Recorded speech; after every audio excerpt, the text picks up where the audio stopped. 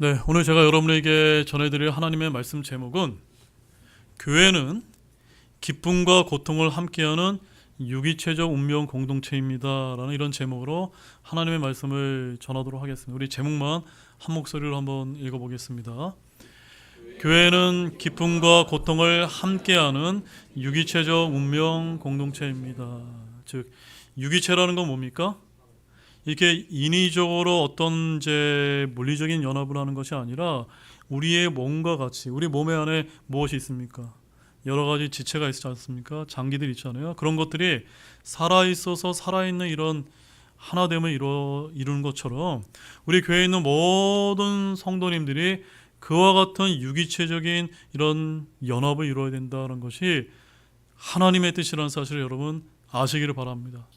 결코 오늘날 유명한 목사님들이 말씀하시는 이런 WCC, WEA와 같은 이런 종교통합, 교회 일치와 같은 이런 인위적인 연합이 아니라 지역교회 안에 성도들이 사랑 안에서 연합되기를 하나님께서는 진정으로 원하시다는 사실을 여러분 아시기 바랍니다.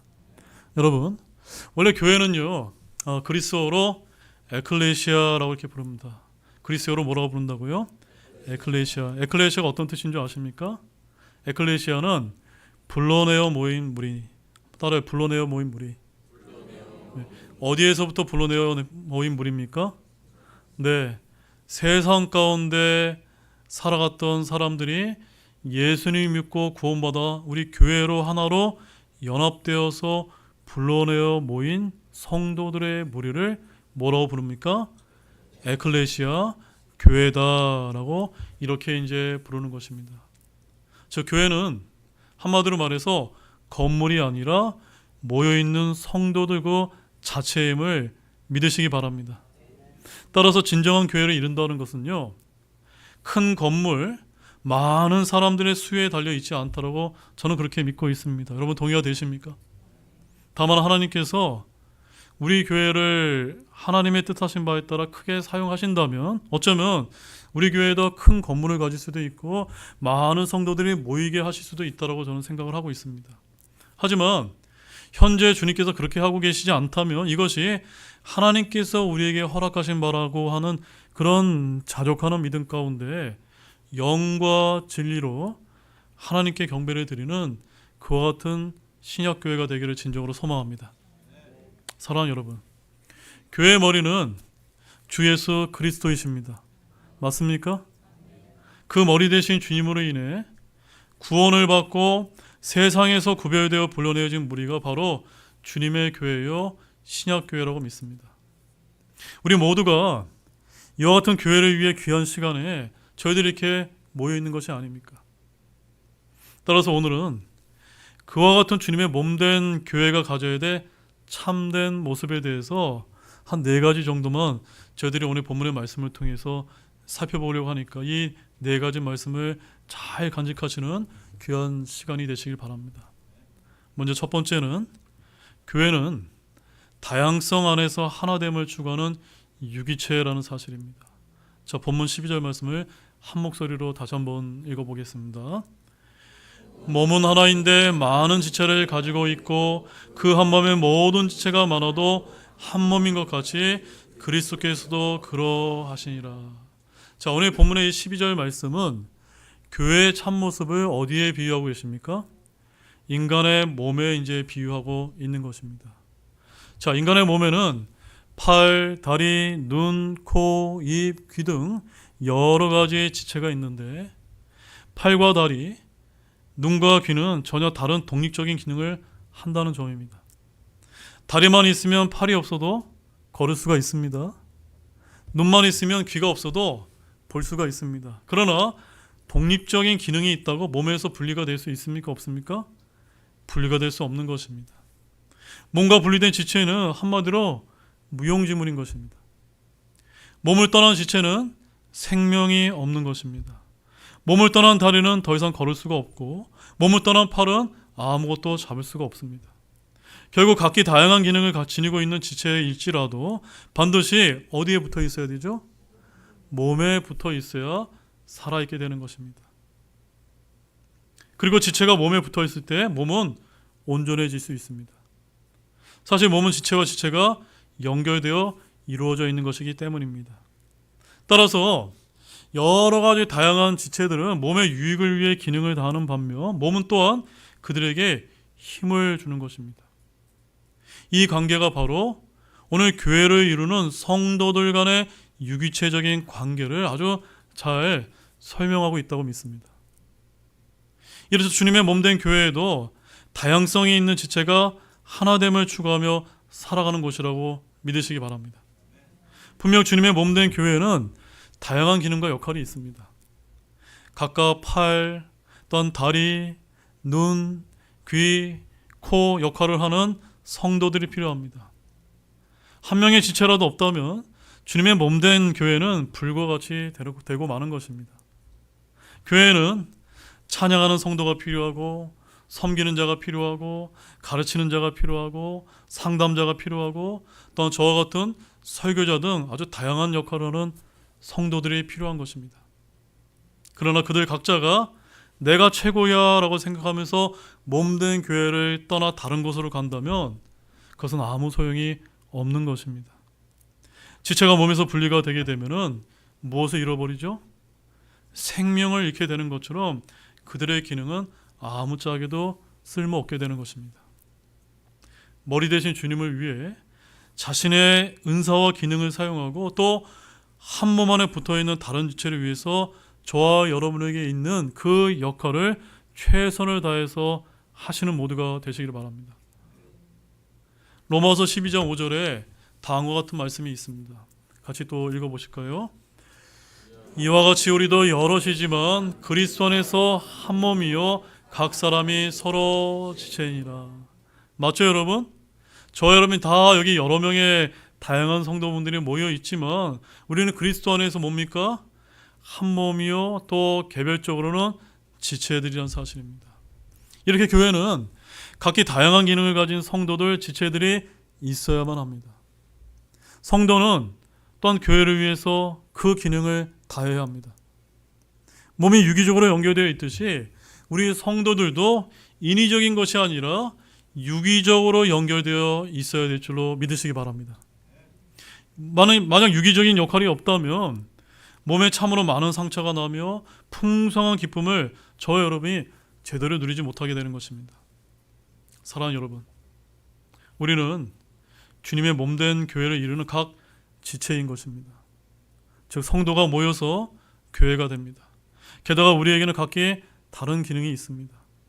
물론 몸을 떠나서는 그 기능을 발휘할 수 없습니다. 그러므로 우리 성도들이 다양성 속에서 성령의 하나됨을 추구함으로써 주님의 몸된 교회를 온전하게 세워나가는 모두가 되시기를 원합니다. 그 다음에 두 번째, 우리 에베소 4장 3절 말씀 함께 읽어보실까요? 화평의 매는띠로 성령께서 하나 되게 하신 것을 힘써 지키라. 여기 이제 영어 킹제임스 성경에 보게 되면 하나 되게 하신 것이 영어 성경 단어로 유니티라고 되어 있습니다.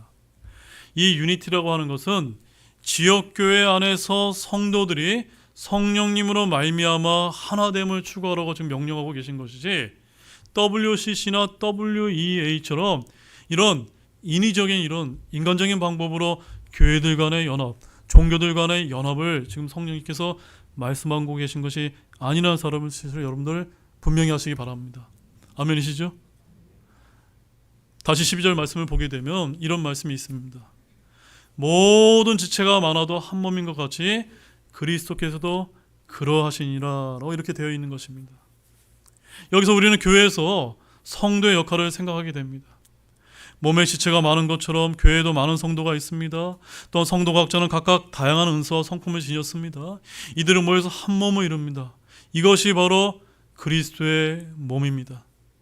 즉 주님을 머리로 하고 성도가 몸으로 그분의 몸을 이루는 것입니다.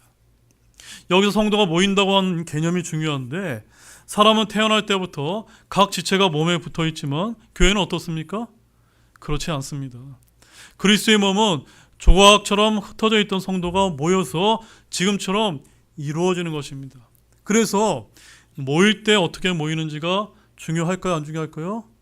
매우 매우 중요한 것입니다. 근데 한국교회 성도나 지도자들 중에는 많이 모이는 것만이 최고라는 생각을 하는 분들이 많이 계십니다. 모임의 질서와 조화에는 안중이 없습니다. 양적으로 많은 지체가 모인 몸이 온전한 몸, 건강한 몸이라고 여깁니다. 그래서 성도가 많이 모이면 그리스도의 몸이 온전해진 것이라고 만족해야 할 때가 얼마나 많은지 모릅니다. 사랑하는 여러분, 이렇게 모이는 것이 참다운 것이 맞습니까? 아닙니다. 절대로 그렇지 않습니다. 성도가 많은 교회만이 온전한 그리스도의 몸이라고 생각한다면 그것은 큰 오산입니다. 아무렇게나 모인 것도 온전한 그리스도의 몸이 아닙니다. 그렇다면 어떻게 모이는 것이 온전하게 모이는 것일까요? 어떻게 모이는 것일까요? 갈라디아서 6장 2절 말씀을 함께 읽어보도록 하겠습니다. 너희는 서로 남의 짐들을 지라 그리하여 그리스도의 법을 성취하라. 여러분 구원받으신 분들이 맞습니까? 그렇다면 저희들은 그리스도의 법을 성취해야 됩니다. 그런데 여기서는 그리스도의 법이 뭐라고 강조하고 계시죠? 서로 남들의 짐을 지라는 것입니다. 사랑의 짐을 다 지시기 바랍니다. 우리 그리스도의 몸은요, 한 명 한 명이 다 불완전한 성도들로 구성되어 있습니다. 여러분 중에 혹시 나는 완벽한 사람이야, 나는 완전한 사람이야 라고 생각하시는 분이 계십니까? 아닙니다. 다 잘생기지도 못했고 다 여러 가지 다양성 속에서 각기 불완전한 이런 지체들로 모여 있는 것입니다. 그런 지체들이 머리이신 주 예수 그리스도의 말씀을 따르는 것에 미숙한 자들인 것입니다. 이런 자들의 모임은 어찌 저희들이 아름답다고 이렇게 부를 수가 있을까요? 그래서 출발은 불완전할 수밖에 없습니다. 온전함과 건강함은 이미 확보된 것이 아니라 장차 함께 노력하면서 이루어져 가는 것이기 때문에 거기에 무엇이 필요합니까? 성령의 하나됨을 지키는 것이 필요하고 서로 남들의 짐을 짐으로 인해서 그리스도의 법을 우리가 성취해 나갈 때 온전한 몸, 건강한 몸을 이루게 된다는 사실을 믿으시기 바랍니다. 그렇다면 어떻게 몸이 자라 온전한 것 건강한 함을 이룰 수가 있을까요? 에베소서 4장 16절 말씀이 그에 대해 아주 명확한 해답을 주고 계십니다. 에베소 4장 16절 함께 큰 목소리로 읽어보겠습니다. 그분으로 말미암아 온몸은 각 부분이 분량대로 효력 있게 일함에 따라 모든 마디가 공급하는 것에 의해 꼭 맞게 함께 결합되고 꼭 차서 그 몸을 자라게 하여 사랑 안에서 스스로를 세우느니라. 아멘. 아멘이시죠 여러분? 예수님을 머리로 삼아서 저와 여러분에게 어떤 은사가 있습니까? 내가 좀 찬양을 잘합니까? 내가 섬기는 걸 잘합니까? 내가 가르치는 은사가 있습니까? 그런 은사를 발휘해서 효력 있게 일하시기 바랍니다. 그리고 사랑 안에서 남들의 짐을 짐으로 말미암아 서로 세워나가시길 바랍니다. 이렇게 꼭 맞게 결합하고 효력 있게 일하게 될 때 저와 여러분이 온전한 그리스도의 몸을 이루게 되는 것입니다.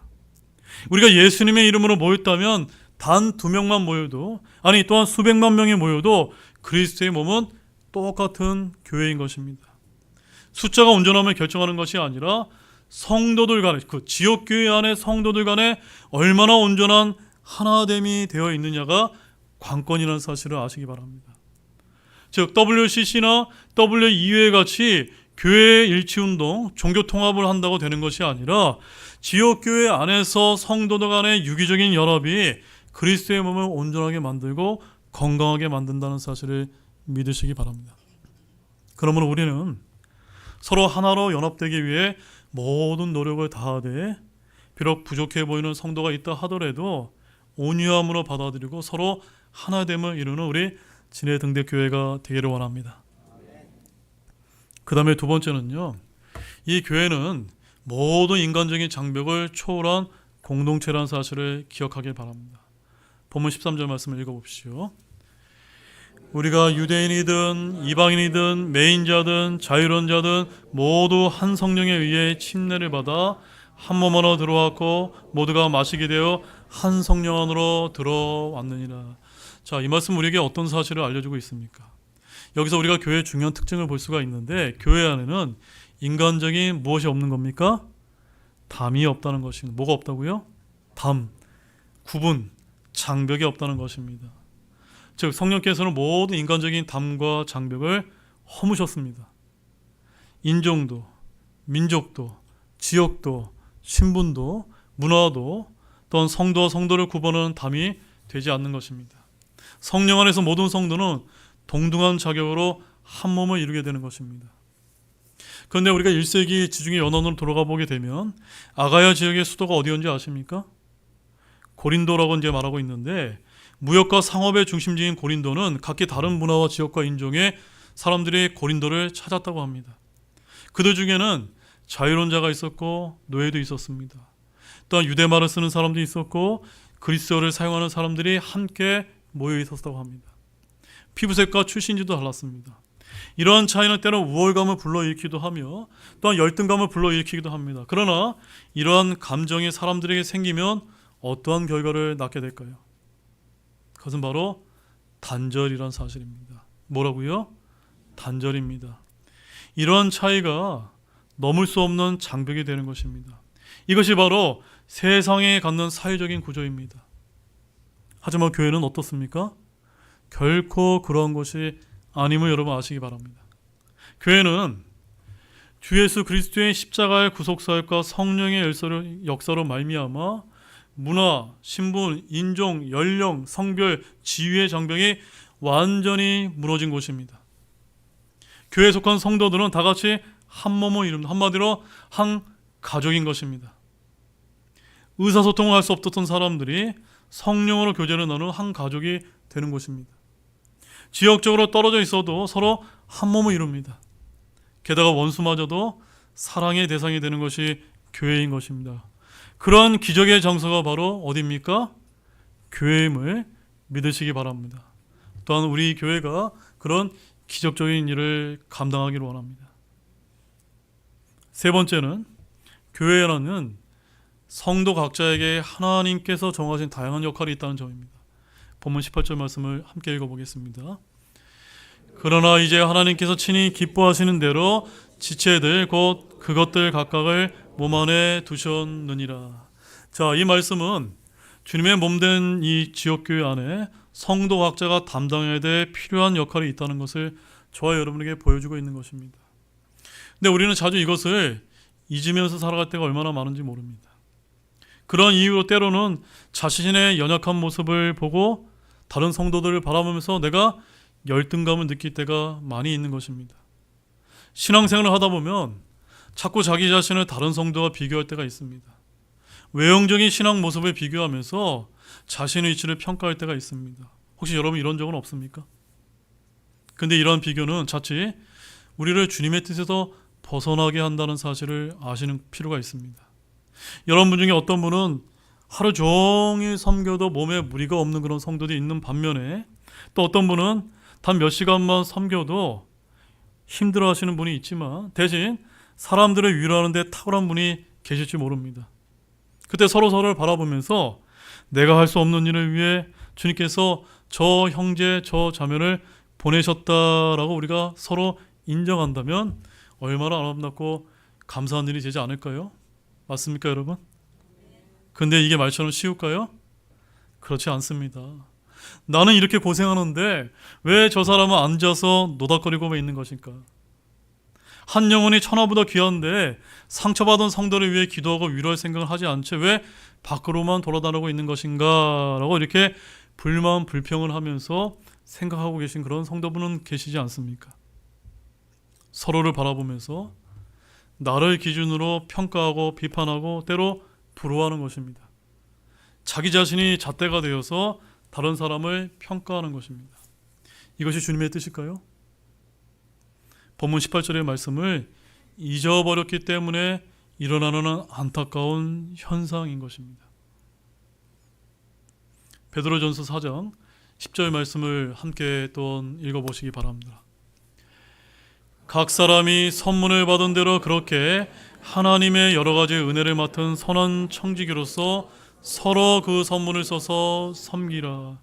여러분 안에 하나님께서 주신 귀한 선물들이 다 하나 이상은 다 있다고 저는 믿습니다. 맞습니까, 여러분?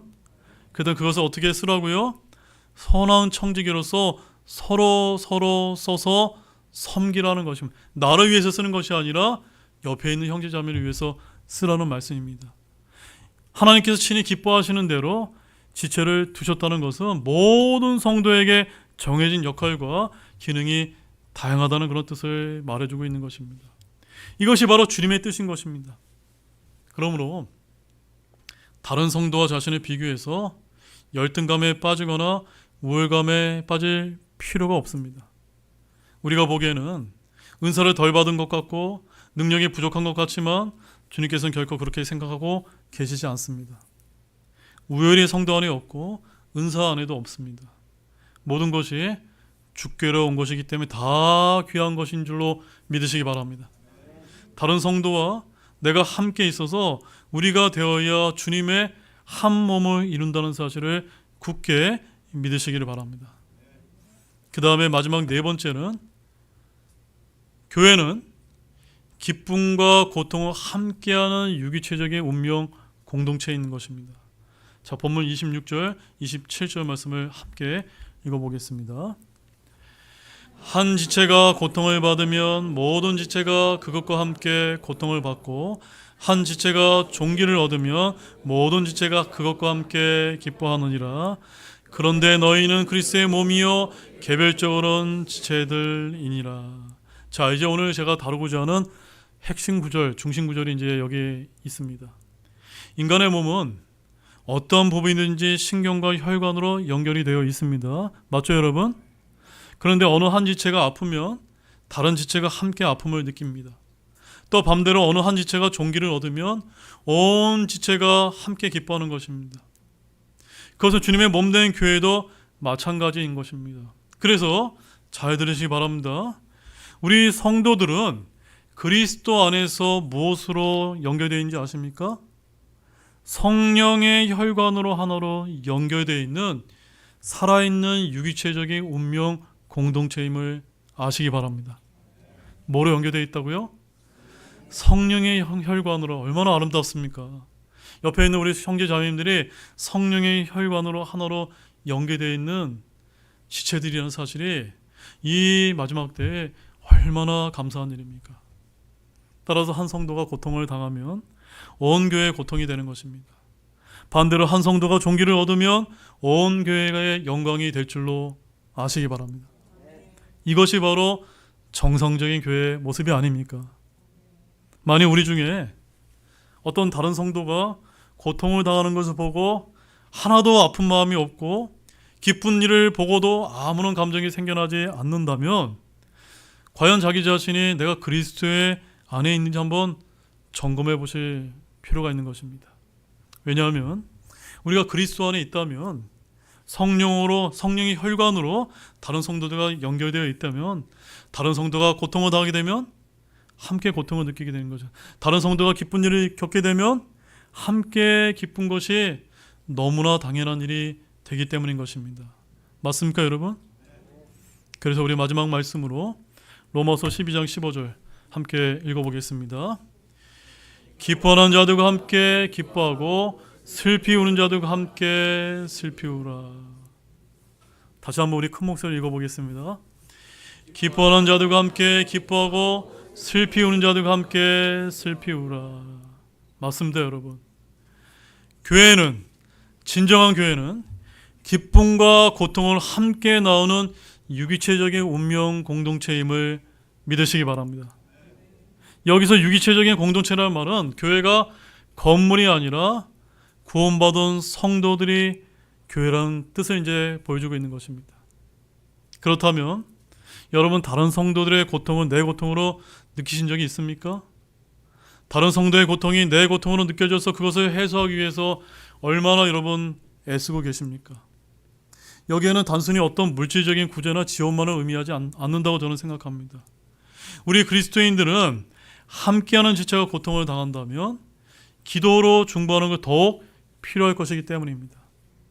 또한 다른 성도의 기쁨이 내 기쁨이 되고 계신지요? 다른 성도의 성공을 진정한 성공으로 축하해주며 기쁜 마음을 갖고 계신지요?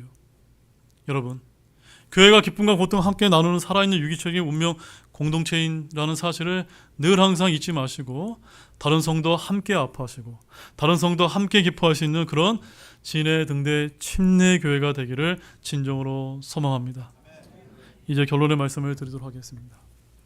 사랑하는 우리 형제자매 여러분, 이 세상 한번 바라보시게 되면 이 세상이 어떤 모습으로 치닫고 있다고 생각되십니까? 점점 고독해지고 점점 외로워지는 것 같지는 않습니까? 개인주의가 팽배해짐으로 말미암아 우리의 가슴을 훈훈하게 했던 인정은 어느덧 자취를 감추고 있는 것 같습니다. 인간의 따뜻한 온정을 좀처럼 느끼지 못하는 때가 바로 이때가 아닌가 싶습니다. 이러한 삭막한 시대에 남은 마지막 보루가 어디일까요? 저는 교회라고 믿습니다. 아멘이세요? 한몸된 주님의 교회가 이 마지막 시대에 따뜻한 온정을 느낄 수 있는 마지막 보루임을 아시기 바랍니다. 그러므로 예수 그리스도로 인해 성도는 한 가족이 되는 것입니다. 서로 자기가 가지고 있는 것을 나누면서 정을 나눕니다. 은사도 나누고 물질도 나누고 마음도 나누는 곳, 그것이 바로 교회임을 믿으시기 바랍니다. 아플 때 기도해주고 도움이 필요할 때 발벗고 나서는 섬김이 있는 곳, 또한 위로가 필요할 때 진정으로 함께 물어줄 수 있는 곳, 이것이 바로 진정한 교회의 모습이 아닐까요? 바로 저와 여러분이 이런 교회가 되기를 진정으로 원합니다. 다 같이 일어나시겠습니다.